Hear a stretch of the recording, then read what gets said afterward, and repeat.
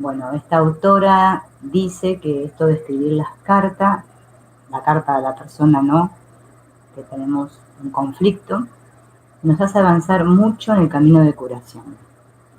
Ya sea que le demos la carta o no le demos la carta. Eso ya. Y también propone otros ejercicios, ¿no?, para el perdón, que lo vamos a ver ahora. Otro de los ejercicios que propone es la visualización. Esto de la visualización, ¿sí?, aparte del ejercicio de las cartas, ¿cómo lo tenemos que realizar? Bueno, tomarnos unos minutos al día, pensar, imaginar a esa persona con la cual tenemos un conflicto y abrazar con cariño a esa persona dentro del corazón y pedirle perdón. ¿Sí? O sea, eso es a modo de visualizar. Otro ejercicio es la confesión. Bueno, también puede ser de ayuda confesar nuestros errores ante Dios, ante nosotros mismos, y sirve también ante la otra persona. Lo podemos hacer también de manera mental, no necesitamos ir a la otra persona y confesarnos, ¿no?, como hacemos en la iglesia con el cura. Es todo un ejercicio mental. Esto es liberador, y ya sabemos que después de toda confesión viene la comunión, o sea, esta unión con Dios, o con uno mismo, o con el ser. Vieron que en las iglesias está esto de que primero nos tenemos que confesar antes de tomar la comunión. Bueno, esto sería un ejercicio similar, nada más que lo hacemos a nivel mental y no como lo teníamos acostumbrados, que íbamos a la iglesia, nos confesábamos con el cura y todo. Dejar de rechazarnos y dejar de pensar que deberíamos ser mejores, distintos, o que no deberíamos ser en absoluto. Eso es lo que nos dice esta voz en nuestra mente, ¿no? Para ser, o sea, que el ser directamente no fuera nada, entonces yo necesito ser mejor. La mente tiende a que hagamos este ejercicio, ¿no?, de mejora, de automejora.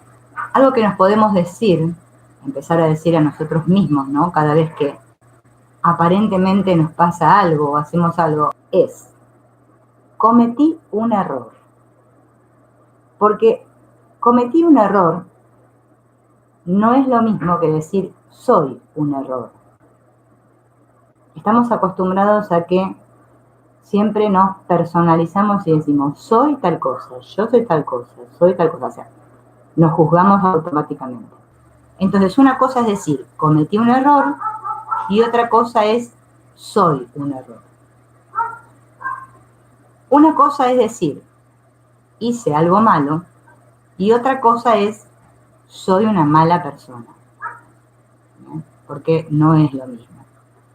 Una cosa es que tome conciencia de que hice algo malo y otra cosa es que yo me diga a mí mismo que soy una mala persona.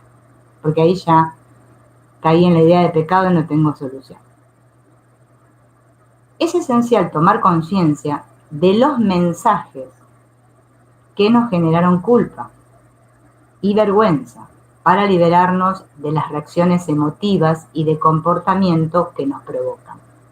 Todos estos mensajes que recibimos desde niños o desde adolescentes, bueno, esos mensajes, ¿no?, que todos tenemos como grabados en nuestra psique, son los que nos generan culpa y vergüenza. Descubrir qué es lo que nos decimos a nosotros mismos es muy liberador.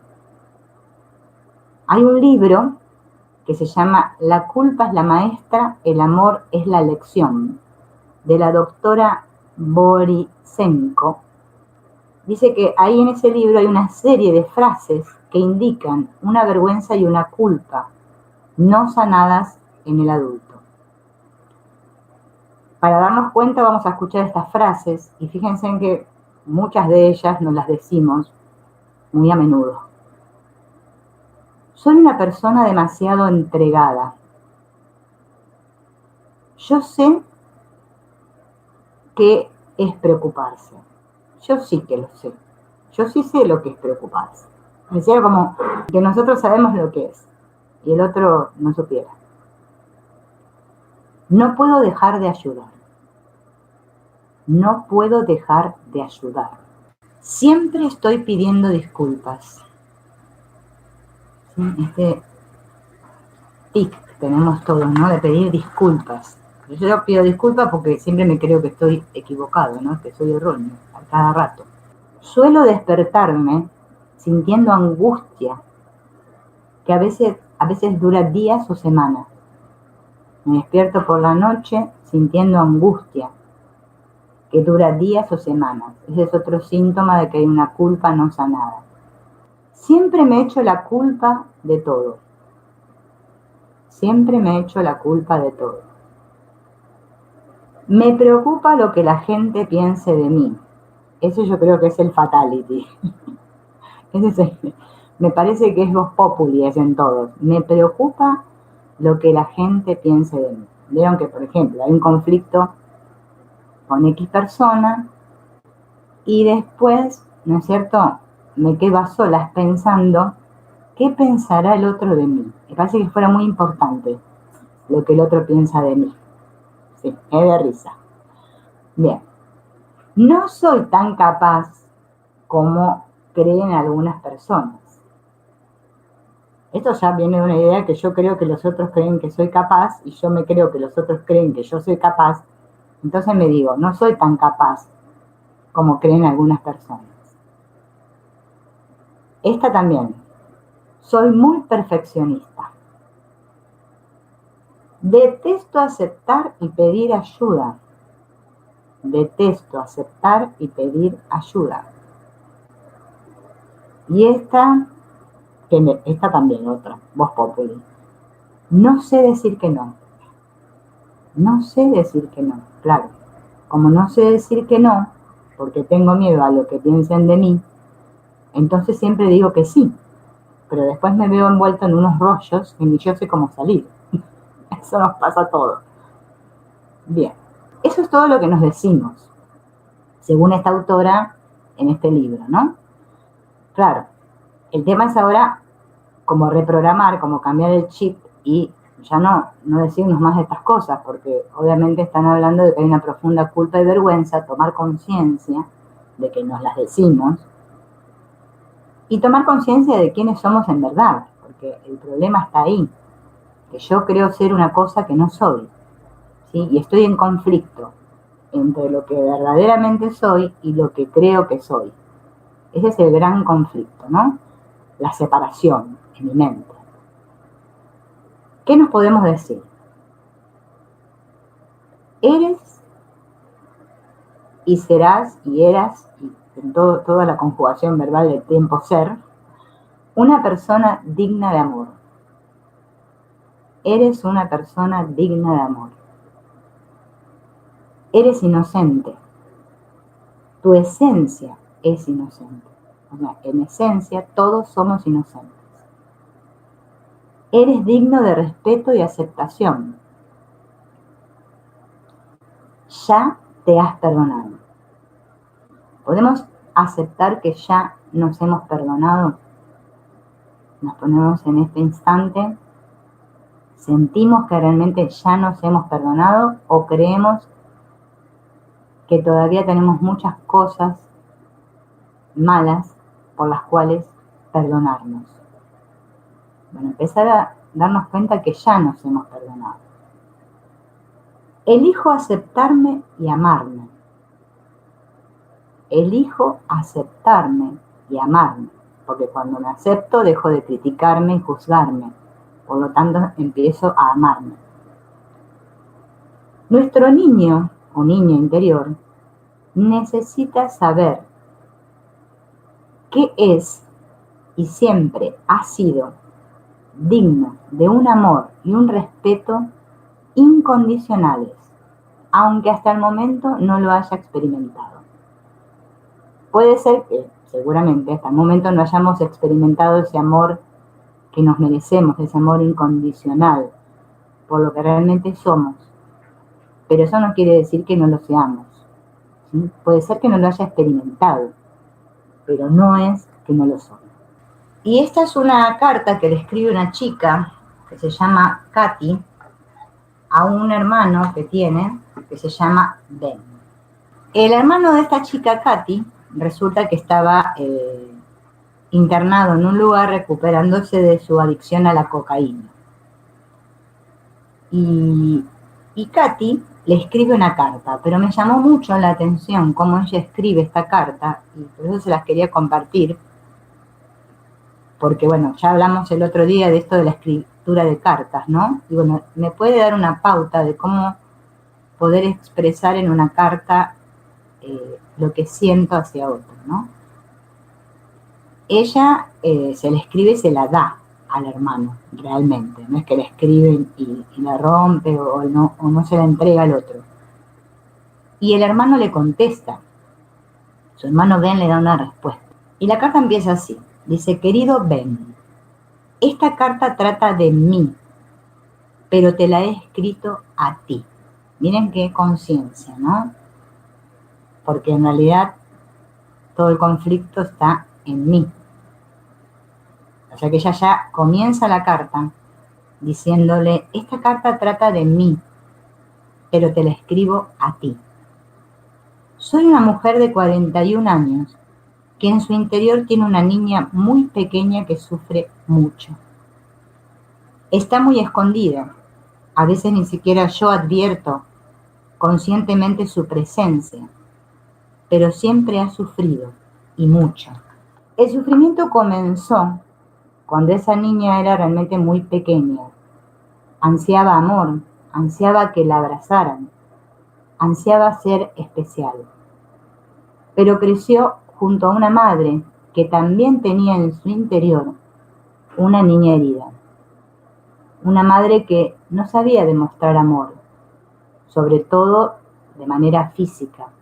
No sabía abrazar a su hija, porque probablemente su niña interior tampoco había sido abrazada nunca. De esta manera, entonces, mi niña interior aprendió a creer que no era digna de ser amada. Desde que era muy pequeña, esta niña anhelaba ser aceptada, valorada y apreciada, pero creció junto a un padre que llevaba en su interior un niño herido que se creía estúpido y pensaba que valía muy poco. Así pues, este padre trató de hacer que su hija fuera valiosa y capaz. Trató de crear en ella una mente pensante y para conseguirlo rebatía y discutía todo lo que la niña decía. De esta manera la niña aprendió que, dijera lo que dijera, pensara lo que pensara o creyera lo que creyera, siempre estaba equivocada. Aprendió a creer que era estúpida. Realmente la niña deseaba hacer las cosas bien, deseaba ser capaz y valiosa, deseaba hacer lo mejor que podía hacer. Pero como los niños interiores de sus padres creían que no eran valiosos, encontraban mal o mediocre todo lo que su hija hacía. La criticaban muchísimo, insistiendo sobre todo en sus defectos y errores y en su negligencia, estupidez, cuando no lograba hacer bien alguna cosa. La niña aprendió a creer que jamás serviría para nada. En el fondo, la niña se enfadaba porque estaba dolida y no conseguía satisfacer sus necesidades. Pero en su casa el enfado era considerado muy destructivo y doloroso. Sus padres llevaban en su interior niños muy enfadados y expresaban ese enfado de maneras no sanas. Las manifestaciones de esa rabia eran muy peligrosas y dolorosas, a veces en el plano físico, pero más que nada en el plano emocional. Comentarios sarcásticos, peleas terribles y gritos que se estrellaban contra los sentimientos más profundos de la niña, dejando en ella resonancias que han sobrevivido hasta ahora. La niña aprendió a hacerse invisible, aprendió que nunca podía arriesgarse a expresar su enfado, porque eso era peligroso. Aprendió a ser una esponja que embebe la rabia para impedir que salga y se esparza. La niña sabía instintivamente que el amor es algo vital, pero no tenía ninguna manera de sentir amor ni de expresarlo, porque el amor se había perdido en medio del sufrimiento y el dolor de generaciones. La niña aprendió que estaba atrapada en la desesperanza, en una vida sin amor. Aprendió a arreglárselas con el dolor, metiéndoselo dentro, cada vez más adentro, más profundo, y con él enterró a su mismo yo.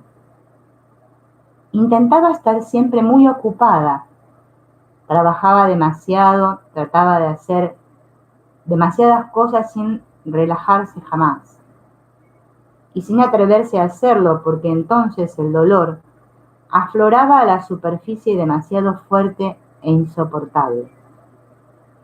Pero el dolor se convirtió en un malestar constante, y ella aprendió a tratarlo planeando su muerte. No matarse a ella, sino más bien matar el dolor. Trató de encontrar maneras de calmarlo con tranquilizantes y antidepresivos, sabiendo siempre que el alivio definitivo sería el alcohol. Pero la niña había crecido con padres alcohólicos y temía al alcohol más que al dolor, de manera que se obligó, la mayor parte del tiempo, a no beber. Llegó un momento en que se agotó. Bien, como te he dicho, esta carta trata de mí, pero es para ti.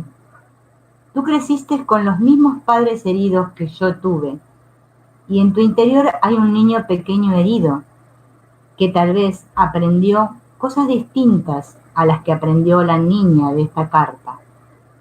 Pero estoy segura de que sean cuales fueren, no son ciertas. Ven, deseo tanto que sientas el amor que te tengo. Deseo consolarte, abrazarte y ayudarte a llevar tu dolor hasta que se haga menos pesado. La única manera de hacerlo que se me ocurre en estos momentos es escribirte esta carta con la esperanza de que el hecho de decirte lo que he llegado a comprender te sirva para ver que el sufrimiento que hay en tu interior tiene unas causas muy reales. Es comprensible que toda tu vida hayas estado buscando maneras de soportar y aliviar el dolor. Espero que continúes con la terapia una vez que salgas de allí. Tal vez sería útil que le mostraras esta carta a tu consejero. Quizás sirva para comenzar o continuar la revisión de las mentiras que aprendió tu niño interior y como punto de partida para su curación. Tengo una imagen muy nítida de ese niño que llevas dentro. Adorable, por cierto, con unos grandes y pícaros ojos azules. Y lo abrazo con todo el amor de mi corazón. Te quiero, Ben, estés donde estés y pase lo que pase en tu vida. Continuaré en comunicación contigo y por favor, llámame en cualquier momento. Con todo mi amor, Katy. Y resulta que, bueno, ella le envía esta carta, ¿no? A su hermano, y el hermano, Ben, le responde: Querida Katy, bueno, he estado debatiéndome conmigo mismo entre escribirte o llamarte. El debate ha durado una semana. Este es mi último día aquí y he decidido escribirte. No he sido capaz de leer por segunda vez tu carta, pero lo haré cuando haya reunido el valor necesario. Esta carta me está llevando 15 minutos por frase. Me cuesta encontrar las palabras. Antes de venir aquí, las ideas de tu carta no habrían significado nada para mí. Pero como ahora estoy un poco más receptivo, me ha sido posible tener la revelación más profunda sobre quién soy y por qué soy así. Por primera vez en mi vida he sentido que podría comprenderme y he sabido que por lo menos otra persona me entiende. Una razón por la cual necesito volver a leer tu carta es que mientras la leía lloré todo el tiempo. En realidad continué llorando durante 15 minutos mientras corría por la pista de atletismo. Fue como si me liberara de una enorme presión. He estado repasando todas las decisiones importantes de mi vida Y ahora empiezo a comprender un poco por qué siempre he seguido el camino erróneo. Incluso las decisiones que parecen haber estado bien, las tomé por motivos equivocados. Podría seguir y seguir escribiendo, pero por ahora, Katy, ten la seguridad de que te quiero mucho y que no sé expresar con palabras lo que ha significado para mí tu carta. Con todo mi amor, Ben. El hermano como que le da una respuesta, ¿no? Pero fíjense en que esta carta de Katy provocó que se activara el niño interior en su hermano también, ¿no? Y es muy normal que mientras estamos transitando este camino, eh, el niño interior, ¿no? Que es el que digamos, nos está pidiendo atención a todos, vaya sufriendo ciertas como transformaciones y bueno, podamos conectar con el niño interior de otros seres de nuestra familia. Es muy normal que ocurra esto. Pero fíjense, ¿no? Ella como estaba muy consciente que esa carta se la estaba escribiendo a ella misma. ¿Sí? Estaba expresando todo su dolor ahí.